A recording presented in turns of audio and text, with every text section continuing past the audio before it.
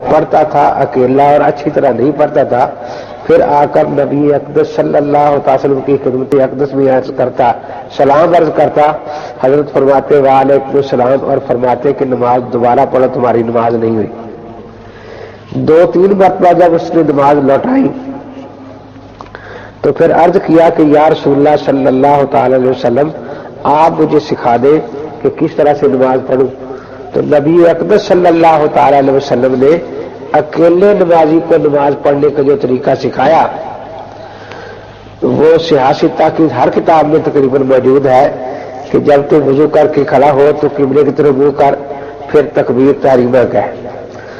اور پھر یہ بھی فرمایا ثم اقرأ بما تیسر معک من القرآن، کہ جو قرآن تجھے میسر ہو تو نماز میں پڑھ۔ یہ وہی حکم ہے جو اللہ تبارک و تعالیٰ نے فَاقْرَؤُوا مَا تَيَسَّرَ مِنَ الْقُرْآنِ میں دیا ہے۔ اور ابو داؤد شریف میں یہ بھی وضاحت ہے ثم اقرأ بأم القرآن وما شئت، کہ تو فاتحہ اور کچھ اور جو چاہے اس میں سے پڑھ لے۔ تو اکیلے نمازی کو جس طرح نبی اقدس صلی اللہ تعالی وسلم نے تکبیر کہنے کا حکم فرمایا، رکوع کرنے کا حکم فرمایا، سجدہ کرنے کا حکم فرمایا، اسی طرح سے اکیلے نمازی کو خود قرات پڑھنے کا حکم فرمایا۔ اور یہ مسلمانوں کے بچے بھی جانتے ہیں کہ اکیلا نمازی پہلی رکعتوں میں فاتحہ اور سورت دونوں چیزیں پڑھتا ہے، اور پچھلی رکعتوں میں فرضوں میں صرف فاتحہ پڑھتا ہے اور کوئی سورت نہیں پڑھتا۔ تو گویا اکیلے نمازی کے لیے اللہ تبارک و تعالی نے یہ مستقل آیت نازل فرمائی۔ روپڑی صاحب نے مناظرے میں یہ آیت مقدی کے بارے میں پیش کی تو میں نے کہا کہ جس طرح میں احادیث سے ثابت کر رہا ہوں کہ نبی اقدس صلی اللہ تعالی علیہ وسلم نے اس کا حکم اکیلے نمازی کو دیا ہے، آپ بھی کسی حدیث پاک کی کتاب سے ثابت کریں کہ نبی اقدس صلی اللہ تعالی وسلم نے یہ حکم مقدی کو فرمایا ہو۔ تو اس نے کہا کہ یہ سورہ مزمل کی آیت ہے اور خاص فاتحہ کے لیے نازل ہوئی ہے۔ میں نے کہا اس میں تو لفظ قرآن ہے، فَاقْرَؤُوا مَا تَيَسَّرَ مِنَ الْقُرْآنِ، اور قرآن پاک کی ہر آیت کو قرآن کہا جاتا ہے جس طرح پانی کے ہر قطرے کو پانی کہا جاتا ہے۔ تو اس لیے اس میں تو کسی چیز کا بھی ذکر ہے جو بھی آسان ہو اس کسی کو وہ پڑھ لے۔ تو قرآن پاک میں سورہ فاتحہ بھی ہے، باقی بھی کئی صورتیں موجود ہیں جن کی آیتیں سورت فاتحہ سے بھی کم ہیں۔ مثلا سورت والناس 6 آیات میں، سورت القدر 5 آتے ہیں، سورت فیل 5 آتے ہیں، سورت لہب بھی 5 آتے ہیں، سورت فلق بھی 5 آتے ہیں، سورت قریش 4 آتے ہیں، سورت اخلاص 4 آتے ہیں، سورت کوثر بھی 3 آتے ہیں، اور سورت عصر بھی 3 آتے ہیں۔ تو اب وہ کون بے عقل ہوگا جو یہ کہے کہ 7 آیتوں کا پڑھنا بنسبت 3 آیتوں کے پڑھنے کے زیادہ آسان ہے؟ تو اس لیے اس میں فاتحہ کا تو کوئی تعلق ہی نہیں۔ آپ 2 باتیں میں نے کہا ثابت کریں، ایک تو یہ کہ فَاقْرَؤُوا مَا تَيَسَّرَ مِنَ الْقُرْآنِ، جب آیت نازل ہوئی ہے کیا اس وقت سورت فاتحہ دنیا میں آئی بھی تھی یا نہیں؟ میں نے الاتقان سیوطی سے دکھایا کہ سورہ مزمل کا نزول 30 نمبر پر ہے اور سورہ فاتحہ کا نزول 7 نمبر پر ہے۔ تو اس سے صاف پتہ چلا کہ جس دن آیت فَاقْرَؤُوا مَا تَيَسَّرَ مِنَ الْقُرْآنِ نازل ہوئی تھی، نہ ہی نماز با جماعت کہیں شروع ہوئی تھی اور نہ ہی ابھی تک سورت فاتحہ نازل ہوئی تھی۔ پھر میں نے روپڑی صاحب سے پوچھا کہ اس میں پوری امت کا اتفاق ہے کہ تمییزیہ ہے، تو اگر قرآن سے فاتحہ مراد ہے تو پھر یہی مطلب نکلے گا کہ فاتحہ میں سے کچھ حصہ پڑھ لو، الحمدللہ رب العالمین پڑھ لو، یا ساتھ ایک آدھ آیت اور ملا لو۔ تو میں نے کہا کہ قرآن کی 113 صورتیں کے قرآن ہونے سے بھی تجھے انکار کرنا پڑا، لیکن مسئلہ پھر بھی تیرا حل نہ ہوا، اللہ کے نبی پاک کی بھی مخالفت کرنی پڑی، کیونکہ جس پاک پیغمبر صلی اللہ علیہ وسلم پر یہ آیت نازل ہوئی ہے انہوں نے یہ حکم اکیلے نمازی کو دیا ہے اور ہم بھی اسی طرح مانتے ہیں۔ تو میں نے کہا کہ یہ آپ نے دیواروں پر تو لکھا ہوتا ہے کہ اہل حدیث کے 2 اصول اطیع اللہ و اطیع الرسول، لیکن مجھے آج تک کوئی اہل حدیث ایسا نہیں ملا جو ان دونوں باتوں کو مانتا ہو، کیونکہ میں نے تو دونوں چیزیں پیش کی ہیں، اطیع اللہ بھی پیش کی ہے فقرؤ ما تیسر من القرآن، اور اطیع الرسول بھی پیش کی ہے ثم اقرؤ بما تیسر معک من القرآن۔ ان دونوں سے یہ بات ثابت ہو رہی ہے کہ اس آیت کا تعلق اکیلے نمازی کے ساتھ ہے۔ دوسری نماز باجماعت ہوتی ہے، اس میں ایک امام ہوتا ہے اور باقی سارے مقتدی کہلاتے ہیں۔ تو امام کے لیے اللہ تبارک و تعالی نے مستقل آیت نازل فرمائی، سورہ بنی اسرائیل میں ہے لا تجہر بصلاتک ولا تخافت بها وابتغ بین ذلک سبیلا۔ صحیح بخاری شریف صفحہ 686 جلد 2 پر کتاب التفسیر میں سورہ بنی اسرائیل میں اسی آیت پر مستقل باب باندھا گیا ہے، اور اس کے نیچے حضرت عبداللہ بن عباس رضی اللہ تعالیٰ عنہما کی روایت ہے کہ آن حضرت صلی اللہ تعالی وسلم مکہ مکرمہ میں چھپ کر جماعت کروایا کرتے تھے۔ یہاں یہ بات بھی ذہن نشین رہنی چاہیے کہ غیر مقلدوں نے اپنے بچوں تک کو ایک جھوٹ یاد کرا رکھا ہے کہ آیت وَإِذَا قُرِئَ الْقُرْآنُ مکی ہے اور مکے میں جماعت ہوتی ہی نہیں تھی،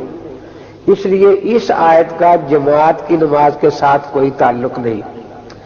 تو حالانکہ یہ بات غلط ہے، میں نے جب پروفیسر عبداللہ بہاول پوری نے مجھے یہ بات کہی کہ مکہ مکرمہ میں جماعت نہیں ہوتی تھی، تو میں نے صحیح بخاری شریف اس کے سامنے رکھی کہ یہاں تو صاف مکہ مکرمہ کا نام لکھا ہوا ہے کہ مکہ مکرمہ میں نبی اقدس صلی اللہ تعالی علیہ وسلم چھپ کر جماعت کرواتے تھے اور قرات بلند آواز سے پڑھتے کہ آپ کی آواز مبارک باہر دور تک جاتی۔ تو جو باہر کافر بیٹھے ہوتے وہ کبھی اللہ تعالیٰ کو گالیاں بکتے جس نے قرآن بھیجا، کبھی جبریل امین کو گالیاں بکتے، کبھی نبی اقدس صلی اللہ علیہ وسلم کو گالیاں بکتے۔ تو اللہ تبارک و تعالی نے پھر یہ آیت کریمہ نازل فرمائی کہ لا تجہر بصلاتک، اپنی قرات کو اتنا اونچا نہ کرے کہ کافر سن کر گالیاں بکے، ولا تخافت بها، اور اتنا آہستہ بھی نہ کرے کہ فلا تسمع صحابہ کا کہ اپنے صحابہ کو بھی آپ نہ سنا سکے، وابتغ بین ذلک سبیلا، درمیانی انداز میں آپ قرات فرمائے۔ تو اس سے ایک تو یہ پتہ چلا کہ امام نے قرات کرنی ہے، اور ساری دنیا جانتی ہے کہ امام کی قرات پہلی 2 رکعتوں میں فاتحہ اور سورت دونوں ہوتی ہے، اور تیسری چوتھی رکعت میں صرف فاتحہ امام کی قرات ہوتی ہے۔ تو اس لیے اگرچہ یہ آیت امام کے لیے نازل ہوئی، لیکن اس میں بھی ثابت ہو گیا کہ آپ کے صحابہ کرام آپ کے پیچھے قرآن سننے کے لیے کھڑے ہوتے تھے، نہ کہ پڑھنے کے لیے۔ تو چنانچہ امام کے بارے میں بھی یہ بات بالکل واضح ہو گئی کہ امام پر بھی قرات فرض ہے، اس میں فاتحہ واجب معین ہے اور معاذ الفاتحہ واجب مخیر ہے۔ اب رہ گئے مقتدی، تو ان کے بارے میں اللہ تبارک و تعالی نے مستقل آیت نازل فرمائی وَإِذَا قُرِئَ الْقُرْآنُ فَاسْتَمِعُوا لَهُ وَأَنصِتُوا لَعَلَّكُمْ تُرْحَمُونَ، کہ جب قرآن پڑھا جائے تم توجہ کرو اور خاموش رہو تاکہ تم پر خدا کی رحمتیں نازل ہوں۔ قرآن حدیث پاک کی 4-5 کتابیں ہم پیش کرتے ہیں جن میں اس آیت کا شان نزول خود محدثین نے یہی بیان فرمایا ہے۔ سب سے پہلے تو یہ نسائی شریف ہے جو سیاستہ میں شامل ہے، پہلی جلد کا صفحہ 146 ہے۔ اس میں باب تعویل و قولہ تعالی وَإِذَا قُرِئَ الْقُرْآنُ فَاسْتَمِعُوا لَهُ وَأَنصِتُوا لَعَلَّكُمْ تُرْحَمُونَ ہے۔ تو ایک دن میں بیٹھا تھا، 5-6 نوجوان آئے، ان کے ہاتھ میں صلاۃ الرسول نامی کتاب تھی جو حکیم محمد صادق سیالکوٹی کی لکھی ہوئی ہے۔ اس میں ایک عنوان تھا کہ نماز میں سورۃ فاتحہ پڑھنا لازمی ہے۔ وہ مجھے کہنے لگے دیکھو جی آپ یہ حدیث پاک پڑھے۔ حدیث یہ تھی کہ نبی اقدس صلی اللہ تعالی علیہ وسلم ایک ایسی نماز سے فارغ ہوئے باجماعت سے جس میں آپ نے بلند آواز سے قرآن پاک پڑھا تھا، اور اس کے بعد فرمایا کہ کیا تم میں سے میرے پیچھے کوئی قرآن پڑھتا ہے؟ جب میں جہر بلند آواز سے قرآن پڑھوں تو میرے پیچھے کچھ نہ پڑھو مگر فاتحہ۔ آگے لکھا تھا کہ جو امام کے پیچھے فاتحہ نہیں پڑھتا اس کی نماز نہیں ہوتی۔ کہنے لگے کہ دیکھیے یہ رسول پاک صلی اللہ تعالی علیہ وسلم کی حدیث ہے، ہم اس حدیث کو مانتے ہیں، اور آپ اس حدیث کے مقابلے میں امام ابو حنیفہ رحمۃ اللہ علیہ کا قول مانتے ہیں۔ امام ابو حنیفہ رحمۃ اللہ علیہ بہت نیک آدمی تھے، لیکن چونکہ ان کے زمانے میں حدیث کی کتابیں جمع نہیں ہوئی تھی اس لیے ان کو حدیثیں زیادہ مل نہیں سکی۔ تو ان کی نیکی کی دلیل یہ ہے کہ وہ یہ فرما گئے تھے کہ جب صحیح حدیث مل جائے تو اس پر عمل کرنا اور میرا قول دیوار پر دے مارنا۔ ہمیں چونکہ یہ صحیح حدیث مل گئی ہے ہم نے اس پر عمل کر لیا اور امام ابو حنیفہ کے قول کو دیوار پر دے مارا۔ اس میں ہم نے اللہ کے پاک پیغمبر کو بھی راضی کر لیا کیونکہ ہم نے ان کی حدیث پر عمل کیا، اور امام ابو حنیفہ رحمۃ اللہ علیہ کو بھی راضی کر لیا کیونکہ انہوں نے خود حکم دیا تھا کہ میرا قول حدیث کے خلاف ہو تو اسے دیوار پر دے مارنا۔ اور حنفی ایسے ضد میں آ گئے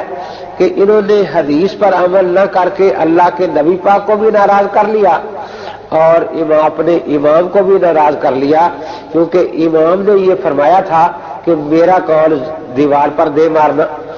تو یہ ایک ضد ہے حنفیوں کے پاس اور کوئی چیز نہیں ہے۔